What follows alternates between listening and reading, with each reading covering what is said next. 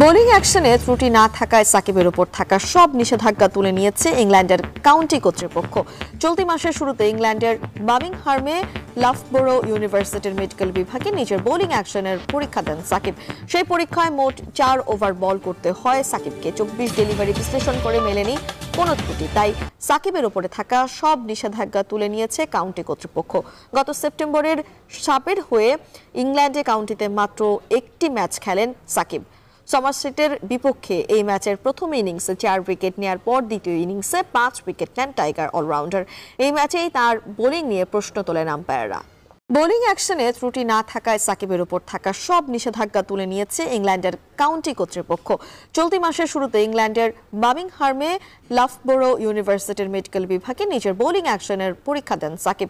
সেই পরীক্ষায় মোট 4 ওভার বল করতে হয় সাকিবকে। 24 ডেলিভারি বিশ্লেষণ করে মেলেনি কোনো ত্রুটি, তাই সাকিবের উপরে থাকা সব নিষেধাজ্ঞা তুলে নিয়েছে কাউন্টি কর্তৃপক্ষ। গত সেপ্টেম্বরের সাপের হয়ে ইংল্যান্ডে কাউন্টিতে মাত্র একটি ম্যাচ খেলেন সাকিব। সমারসেটের বিপক্ষে এই ম্যাচের প্রথম ইনিংসে 4 উইকেট নেয়ার পর দ্বিতীয় ইনিংসে 5 উইকেট নেন টাইগার অলরাউন্ডার। এই ম্যাচেই তার বোলিং নিয়ে প্রশ্ন তোলেন আম্পায়াররা।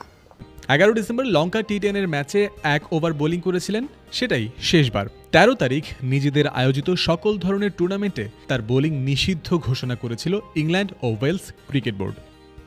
দুদিন পর 15 ডিসেম্বর এক বিবৃতির মাধ্যমে বিসিবি পরিষ্কার করে দেয়, আন্তর্জাতিক ক্রিকেট সহ বিশ্বের অন্য কোনো ফ্র্যাঞ্চাইজি লিগেও বোলিং করতে পারবেন না সাকিব। বোলিং অ্যাকশন সূত্রে আবারও পরীক্ষা দিতে হবে, সেখানে উত্তীর্ণ হলেই সব জায়গায় বোলিং করার লাইসেন্স আবার পাবেন সাকিব। আপাত দৃষ্টিতে এমন মনে হওয়াই স্বাভাবিক, কিন্তু না, নিষিদ্ধ থাকা অবস্থাতেও একটা জায়গায় বোলিং করার বৈধতা আছে এই ক্রিকেটারের।